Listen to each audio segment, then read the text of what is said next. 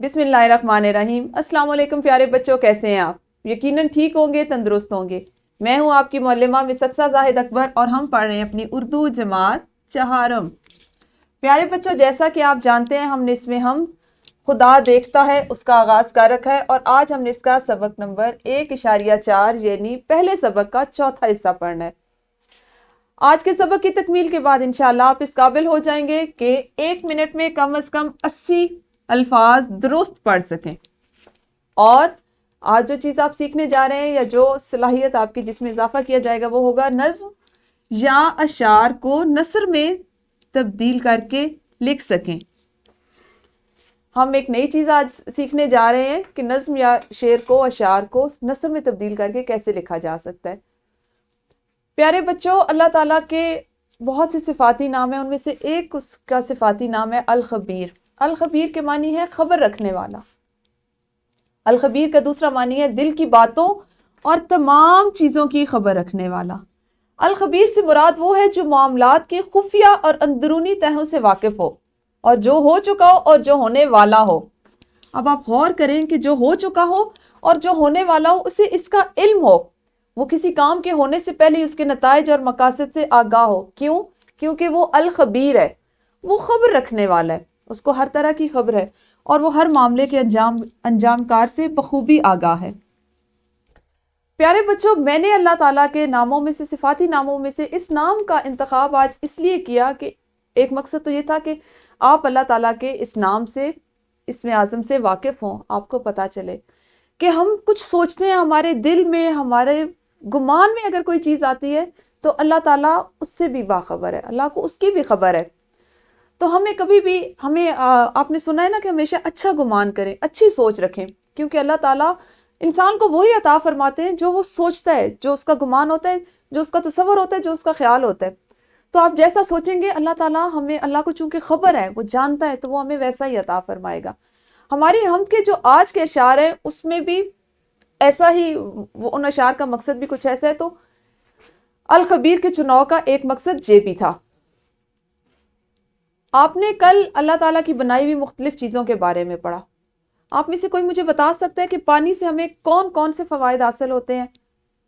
आपने कोई से भी 4 या 5 फ़वाइद अभी जमात में अपनी मौलिमा को बताने हैं। और अब तक जो आपने अशार पढ़े, वैसे हमने 4 शेर पढ़नी, ठीक है, उनमें से आपने अल्लाह की बनाई हुई कौन कौन सी चीज़ों का जिक्र पढ़ा है? कल हमने अल्लाह की बनाई 4 शेरों में हमने अल्लाह की बनाई बेशुमार चीज़ों का जिक्र पढ़ा था। तो आपने उन अशार में जिन जिन चीज़ों का जिक्र पढ़ा है वो अभी आपने वीडियो को रोकना है और अपनी मौलिमा को अभी बताइए। जी तो प्यारे बच्चों, यकीनन आपने पानी के फ़वाइद भी बताए होंगे और अब तक पढ़े गए अशार में जो चीज़ें आपने पढ़ी उनके नाम भी बताए होंगे और इस तरह आपने अपने कल के सबक की दोहराई भी कर ली होगी। कल हम जिक्र पढ़ रहे थे, मैंने आपको बताया कि हम जो है सूरतुल हमद जो है उसको सूरह फातिहा को सूरतुल हमद भी कहा जाता है। मैंने कल आपसे उसका जिक्र किया क्योंकि वो पहली सूरत और उसमें अल्लाह ताला की हमद व सना बयान की गई है।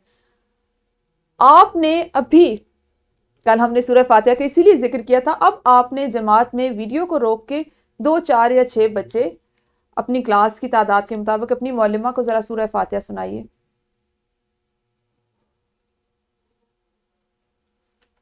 जी यकीनन आपने सूरह फातिहा सुनाई होगी। प्यारे बच्चों, आज आपने अपनी किताब का ये हिस्सा, हम के जो आखिरी 5 अशार हैं या अगले 5 अशार जो हैं वो पढ़ने हैं। मैं पहले आपके सामने इनको पढ़ूंगी और आप अपनी किताबों पे खोल के उनको रखें, उन पे उंगली रखें और साथ साथ देखते जाइए। हर एक शय पे मेरे खुदा की नज़र है, हर एक शय पे मेरे खुदा की नज़र है, वो सब जानता है उसे सब खबर है, वो सब जानता है उसे सब खबर है, मेरे दिल की बातों को वो जानता है, इरादों को भी खूब पहचानता है, उजाला हो या छा रहा हो अंधेरा, है उसकी नज़र में हर एक काम मेरा, निगहबान इंसान हैवान का है, वो जानदार बेजान सबका खुदा है, वो सब कुछ बुरा और भला देखता है, वो सब कुछ बुरा और भला देखता है, खुदा देखता है, खुदा देखता है। मैंने आपको सबक के आगाज में जो आज हमारे आज के सबक का जो इस्लामी नुक्ता नज़र था वो बताया और वो यही था कि हर एक शय पे मेरे खुदा की नज़र है। पहले मैं आपको बताऊं, शय कहते हैं چیز کو، دنیا کی ہر چیز پہ اللہ تعالیٰ کی وہ سب جانتا ہے، اس سے سب خبر ہے. کیوں؟ کیونکہ وہ الخبیر ہے. اس کے صفاتی ناموں میں بھی یہ نام شامل ہے کہ اللہ تعالیٰ کو سب خبر ہے، وہ سب جانتا ہے، جو ہم سوچتے ہیں، جو ہم گمان کرتے ہیں. میرے دل کی باتوں کو وہ جانتا ہے. آپ نے کبھی غور کیا کہ آپ کچھ سوچتے ہیں، ابھی آپ نے اس جو بات سوچی اس کو الفاظ کی شکل نہیں دی، اس کو آواز کی شکل نہیں دی، لیکن ایک ذات ایسی موجود ہے جو آپ کے خیال میں آنے والی بات کو، آپ کے گمان میں آنے والے ایک تصور، ایک خیال کو بھی اس کو پتا ہوتا ہے، وہ جان لیتا ہے. تو وہ کون ہے؟ وہ صرف اور صرف اللہ ہے. اگر اللہ تعالیٰ ہمارے دل میں آنے والے ایک خیال کو سے بھی واقف ہیں، اس کو بھی وہ جانتے ہیں، تو آپ سوچیں کہ اس دنیا میں کس قدر مخلوقات ہیں.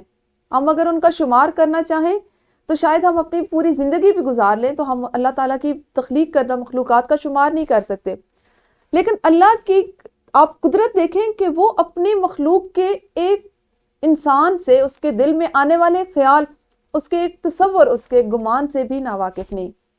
وہ اس قدر باخبر ہے، وہ اس قدر خبر رکھنے والا ہے کہ وہ ہمارے دل میں آنے والے ایک وہم، ایک گمان، ایک وسوسے، ایک خیال کو بھی جانتا ہے، اس سے بھی واقف ہے. تو جو ہم ارادہ کرتے ہیں، اب ارادہ میں نے آپ کو پہلے بھی بتایا کہ ہمیں ہمیشہ نیک گمان، اچھا گمان کرنا چاہیے، اچھا ارادہ رکھنا چاہیے. انسان کی جیسی سوچ ہو اس کو اس کا ویسا نتیجہ، ویسا اس کا عمل بھی ویسا ہو جاتا ہے، اس کو اس کا نتیجہ بھی ویسا ملتا ہے، اس کا اختتام یا اس کا انجام بھی ویسا ہوتا ہے. آپ اچھا سوچیں گے آپ کے ساتھ اچھائی ہوگی، آپ برا سوچیں گے تو آپ کو اس کا نتیجہ، اس کے سامنے جو چیز آئے گی وہ بری ہو. کیوں؟ اس میں کسی اور کی کوئی غلطی نہیں ہوگی، وہ اس لیے ہوگا کہ آپ نے گمان، آپ نے ارادہ ہی ایسا کیا. تو ہمیشہ ہمیں اچھے ارادے کرنے چاہیے. تو اللہ تعالیٰ ہمارے ارادوں سے، ہماری نیتوں سے خوب واقف ہے. آپ نے پڑھا ہے نا کہ انما الاعمال بالنیات، ہر عمل کا دار و مدار اس کی نیت پر ہوتا ہے. آپ کی نیت اچھی ہوگی تو حقیقتاً آپ کا عمل بھی اچھا ہوگا. آپ کی نیت میں کسی طرح کی کوئی خرابی ہوگی، کسی طرح کی نیت میں کچھ منافقت ہوگی، کچھ نفی نیت ہوگی، تو آپ کا عمل بھی ویسا ہی ہوگا. تو اللہ تعالیٰ کی قدرت ہے کہ اس کی ہر چیز پہ نظر ہے، خواہ وہ دنیا کی ظاہری کوئی چیز ہو، نظر آنے والی چیز ہو، وہ ہمارے دل کا ایک خیال ہو، ارادہ ہو، دل میں آئی ہوئی بات ہو. اللہ تعالیٰ الخبیر ہے، وہ ہر چیز کی خبر رکھتا ہے، وہ ہر چیز کو جانتا ہے. اجالا ہو یا چھا رہا ہو اندھیرا، اجالا ہو یا چھا رہا ہو اندھیرا، ہے اس کی نظر میں ہر ایک کام میرا. آپ کو اس تصویر میں دن اور رات دونوں مناظر دکھائی دے رہے ہیں. مقصد یہ ہے شاعر کا یہاں پہ اس شعر میں کہ ہم دن کی روشنی میں، اجالے میں کوئی کام کریں یا رات کی تاریکی میں. عام طور پہ ایک گمان، ایک تصور یہ کیا جاتا ہے، ایک سوچ یہ یا سننے میں یہ بات آتی ہے کہ چور جب چوری کرتا ہے تو وہ رات کا انتخاب کرتا ہے، وہ رات کو منتخب کرتا ہے. اس کا رات کا انتخاب کا مقصد کیا ہوتا ہے؟ وہ یہ سمجھتا ہے کہ ہر طرف اندھیرا ہے، تاریکی چھا گئی ہے، رات کی سیاہی نے ہر چیز کو اپنی لپیٹ میں لے لیا. تو اب میں اگر کوئی برائی کروں گا، چوری کروں گا، کوئی غلط کام کروں گا تو میں سب کی نظروں سے چھپا ہوا ہوں. کیونکہ اندھیرا جو ہے وہ آپ کو ایک اپنے اس میں لباس میں، اپنے لبادے میں، اپنی تاریکی میں لے لیتا ہے، آپ کو چھپا لیتا ہے. دیکھیں آپ نے دیکھا ہوگا کہ جب تاریکی چھاتی ہے، اندھیرا چھاتا ہے، تو دنیا کی وہ ساری چیزیں، جیسے اگر آپ کسی ویرانے میں ہیں تو وہاں پہ آپ کو تا حد نگاہ صرف اندھیرا، تاریکی دکھائی دے رہی ہے. وہاں موجود چیزیں جو ہے وہ تاریکی میں ڈوب گئی ہیں، گم ہو گئی ہیں. اسی طرح سے ایک انسان جو برائی کے راستے پہ خدا نخواستہ چل رہا ہو تو وہ بھی یہ سمجھتا ہے کہ میں رات کی تاریکی میں کروں گا اور میں دنیا سے چھپ جاؤں گا. ہم یہ بات بھول جاتے ہیں کہ ہم دن کی روشنی میں کوئی کام کریں یا ہم رات کی تاریکی میں کوئی کام کریں. ہمارے اگر نیت سے، ہمارے ارادے سے، ہمارے دل میں آنے والے خیال سے اگر اللہ تعالیٰ واقف ہے تو یہ کیسے ممکن ہے کہ وہ کوئی کام جس کو ہم عملی صورت دے رہے ہیں، اس کو ہم، وہ کام جو ہے وہ اتنا اچھا نہیں ہے، وہ غلط ہے، اور اس کو ہم رات کی تاریکی میں سر انجام دے رہے ہیں، یہ سوچ کے کہ وہ سب کی نظروں سے چھپا ہوا ہے. وہ سب سے ہم چھپا بھی لیں، اللہ سے کبھی نہیں چھپ سکتا. وہ ہم دن کی روشنی میں کریں یا رات کی تاریکی میں، اللہ اس سے واقف ہے. ہر چیز پہ اللہ تعالیٰ کی نظر ہے. اللہ وہ ہے جس کی اگر ہمارے دلوں کے حال سے واقف ہے تو وہ عملی یا ظاہری کاموں سے واقف کیسے نہیں ہو سکتا. اللہ تعالیٰ نگہبان انسان حیوان کا ہے، نگہبان انسان حیوان کا ہے، وہ جاندار بے جان سب کا خدا ہے. اللہ تعالیٰ نگہبان ہوتا ہے محافظ، حفاظت کرنے والا۔ اللہ تعالیٰ نے اپنی جو چیزیں بنائی ہیں، جو مخلوق بھی بنائی ہے، وہ خود اس کا محافظ ہے، وہ خود اس کی حفاظت کرنے والا ہے، وہ بہترین فیصلے کرنے والا، وہ بہترین حفاظت کرنے والا ہے۔ ہم اپنی طرف سے جتنے بھی اچھے ہو یا یہ کوشش کر لیں کہ ہم اپنی حفاظت کر سکتے ہیں، اپنے ارد گرد کی چیزوں کی حفاظت کر سکتے ہیں، ہمیں ہمیشہ یہ ہمارا ایمان ہونا چاہیے، ہمارا یقین ہونا چاہیے کہ ہم صرف کوشش کر رہے ہیں۔ اصل میں محافظ، حفاظت کرنے والا، نگہبان اللہ تعالیٰ ہے۔ اللہ تعالیٰ کی رضا، اس کی مرضی ہوتی ہے تو وہ ہمارے اس عمل کو ہمارے لیے اتنا فائدہ مند بنا دیتا ہے کہ ہم اپنی پروٹیکشن کے لیے، اپنی حفاظت کے لیے جو کام کرتے ہیں اس میں فائدہ ہوتا ہے، وہ جس طرح ہم سوچ رہے ہوتے ہیں ویسا ہو جاتا ہے۔ اللہ تعالیٰ تو اس قدر رحمان ہے، رحیم ہے، کریم ہے کہ وہ ہر جاندار اور ہر بے جان، صرف جاندار ہی نہیں، اب آپ نے یہاں پہ غور کرنا ہے اس چیز پہ کہ اللہ تعالیٰ صرف ایسی چیزیں جو جان رکھتی ہیں، جاندار ہیں، انہی کا نہیں بلکہ وہ تمام بے جان چیزوں کا بھی خدا ہے۔ وہ سب، کیونکہ سب اس کی مخلوق ہے، اس کی تخلیق کردہ چیزیں ہیں، اس کی اپنی بنائی ہوئی چیزیں، اور اللہ کی کوئی چیز، خواہ وہ ایک چیونٹی سے بھی چھوٹا کوئی کیڑا مکوڑا ہے، کوئی حشرات ہے، کوئی جاندار ہے، یا ایک بڑے سے بڑا اونچا بلند پہاڑ ہے، تو اللہ تعالیٰ ہر چیز کا خدا ہے، ہر چیز کو تخلیق کرنے والا ہے، اور اللہ کو ہی صرف پتہ ہے کہ اس نے کس چیز کا کہ تخلیق کا مقصد کیا رکھا ہے، اس نے اس چیز کو کیوں تخلیق کیا ہے۔ وہ سب کچھ برا اور بھلا دیکھتا ہے، وہ سب کچھ برا اور بھلا دیکھتا ہے، خدا دیکھتا ہے، خدا دیکھتا ہے۔ پیارے بچوں، ہمیں یہ بات اپنی زندگی میں ایک اصول کی طرح، اپنے جس طرح ہماری سانس چلی، ہمیں اس بات کو اس طرح اپنی زندگیوں میں، اپنے خون میں شامل کر لینا چاہیے کہ ہم کچھ اچھا کریں گے تو بھی اللہ تعالیٰ اس سے واقف ہے، ہم کچھ برا کریں گے تو بھی اللہ تعالیٰ اس سے واقف ہے۔ تو جب اللہ تعالیٰ، ہم ہر حال میں اللہ تعالیٰ ہمارے ہر عمل سے، ہر سوچ سے، ہر نیت، ہر ارادے، ہر خیال سے واقف ہے، تو ہم کیوں نہ اپنے گمان، اپنی سوچ، اپنا خیال اچھا رکھیں۔ ہم اچھا سوچیں گے تو اللہ ہمیں اس کا اچھا اجر دیں گے، ہم اچھا کریں گے تو یقیناً وہ ہمارے لیے اچھا ہوگا، ہمارے ارد گرد کے لوگوں کے لیے اچھا ہوگا۔ ہم اگر برا کریں گے تو اس کا نقصان شاید کسی اور کی ذات کو نہ پہنچے، لیکن یقیناً ہماری ذات کو ضرور پہنچے گا۔ تو اللہ تعالیٰ تو وہ ہے جو ہر چیز پہ نظر رکھنے والا ہے، ہر چیز کو جاننے والا ہے، ہر چیز کی خبر رکھنے والا ہے، تو ہم اچھا کریں یا برا اللہ اسے جانتا ہے۔ تو پیارے بچوں، ہمیں اپنی زندگی کا یہ مقصد بنا لینا چاہیے کہ اگر کسی سے کبھی قصداً، ارادتاً یا غیر ارادی طور پہ کوئی زیادتی، کوئی ظلم ہو جاتا ہے، تو ہمیں اپنے دل کو وسعت دینی ہے، ہم نے اپنے ارادوں کو، اپنی نیت کو وسعت دینی ہے کہ ہم درگزر کریں، ہم برائی کی ترویج نہ کریں، برے کے ساتھ برا نہ ہو، بلکہ اچھائی کی ترویج کریں، اچھے کو اچھا کہیں، کسی کی اچھائی کو زیادہ سے زیادہ پھیلائیں، اور کوشش کریں کہ اپنی ذات سے، اپنے اعمال سے دوسروں کو فائدہ پہنچائیں، سکون پہنچائیں، نہ کہ ایسا عمل کریں کہ جو دوسروں کے لیے تکلیف کا، دکھ کا باعث ہو، کیونکہ اللہ تعالیٰ ہمارے ہر عمل اور ہر ارادے سے واقف ہے۔ تو یہ تو ہو گئی آپ کی آج ہم اس کی پڑھائی اور اس کی تفہیم مکمل۔ اب آپ نے سرگرمیاں کچھ کرنی ہے۔ پہلی سرگرمی آپ کی یہ ہے کہ نظم کے دو اشعار، کل آپ نے ایک شعر لے اور آہنگ سے پڑھا، آج آپ نے نظم کے دو اشعار مناسب رفتار، آہنگ، لے اور ترنم سے پڑھنے ہیں، اور ہر شعر میں بیان کردہ اہم نقطہ بھی بتانا ہے۔ آپ جو دو اشعار پڑھیں گے، ہر ایک شعر کا جو اس میں اہم نقطہ بیان کیا گیا وہ آپ نے جماعت میں بتانا ہے، ٹھیک ہے؟ ایک اور سرگرمی وہ ابھی میں آپ کے ساتھ پہلے کرتی ہوں، بعد میں آپ نے اس کو ابھی اپنی معلمہ کے ساتھ جماعت میں سر انجام دینے۔ پیارے بچوں، میں نے آپ کو سبق کے آغاز میں بتایا تھا کہ آج آپ نے جو چیز سیکھنی ہے وہ ہے 1 منٹ میں آپ اس قابل ہو جائیں کہ کم از کم 80 الفاظ کو درست تلفظ کے ساتھ ادا کر سکیں۔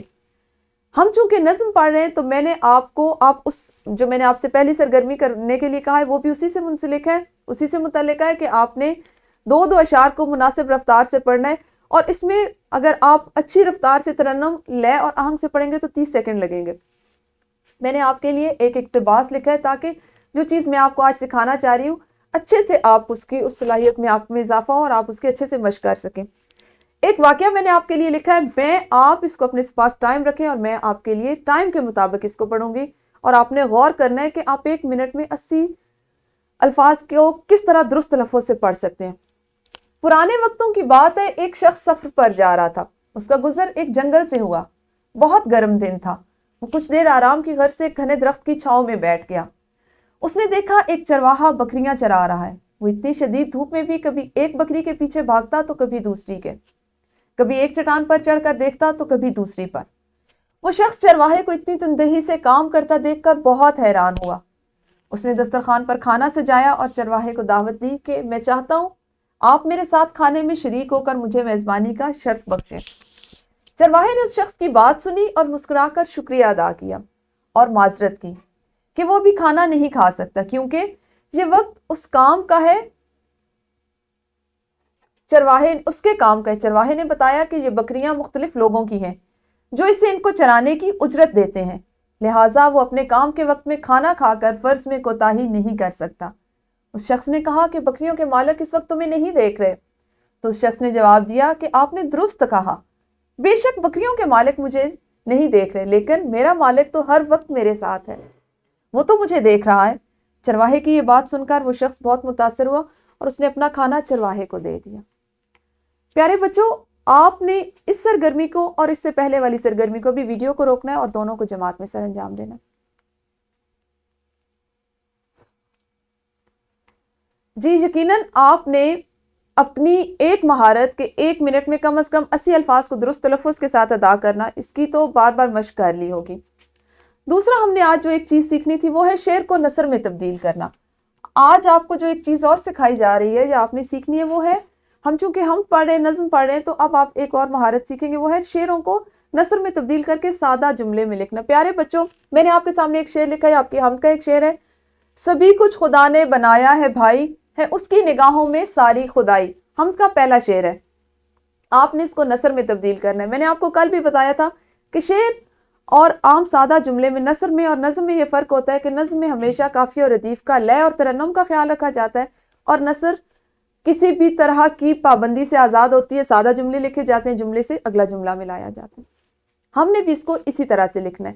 لیکن ایک بات جو آپ نے کسی شعر یا نظم کو نثر میں بدلتے ہوئے یاد رکھنی ہے وہ یہ ہے کہ جب ہم نظم سے نثر میں تبدیل کرتے ہیں تو کوشش کرنی چاہیے کہ آپ کوئی اضافی لفظ اس میں شامل نہ کریں، بلکہ جو الفاظ آپ کو شعر میں دیے گئے آپ انہی کو ایسی ترتیب دیں کہ وہ سادہ جملہ بن جائیں، ان میں سے ترنم اور لے اور آہنگ کا جو عنصر ہے وہ ختم ہو جائے اور وہ سادہ جملے میں آ جائے.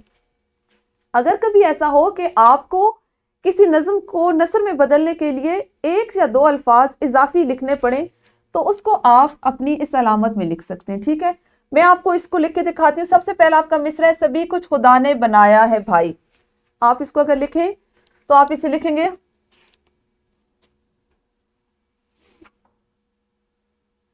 اگر میں آپ کو اے سے شروع کروں تو یہ ہمارے پاس ایک اس کا اضافی لفظ ہے، اے بھائی سبھی کچھ خدا نے بنایا ہے. سبھی کچھ خدا نے بنایا ہے.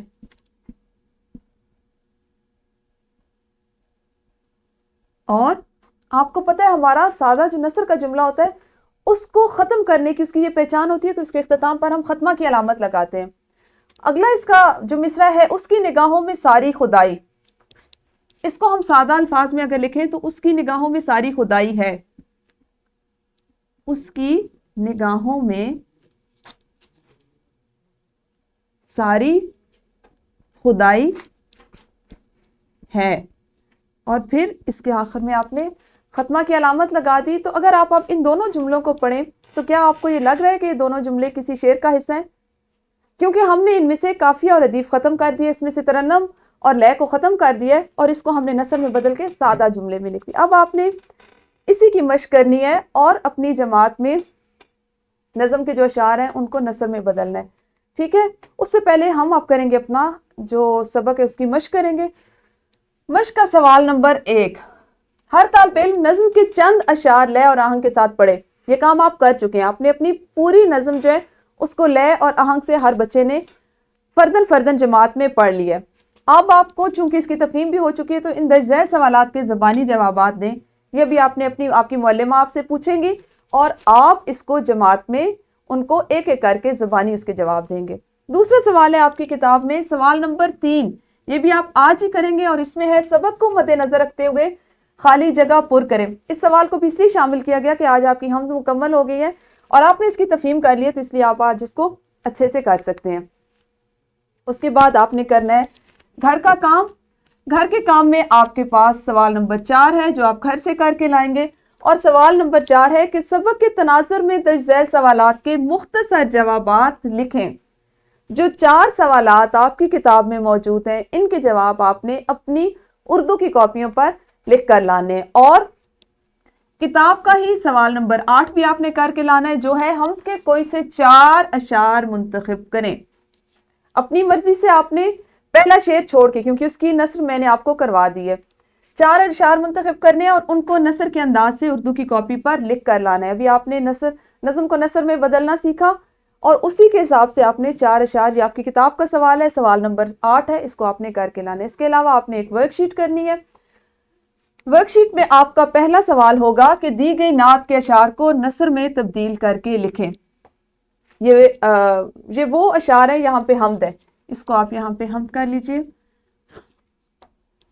حمد کے یہ وہ اشعار ہے یا یہ وہ حمد ہے جو آپ کی کتاب میں موجود نہیں، بلکہ آپ کی اضافی مشق کے لیے میں نے خود سے شامل کیا ہے.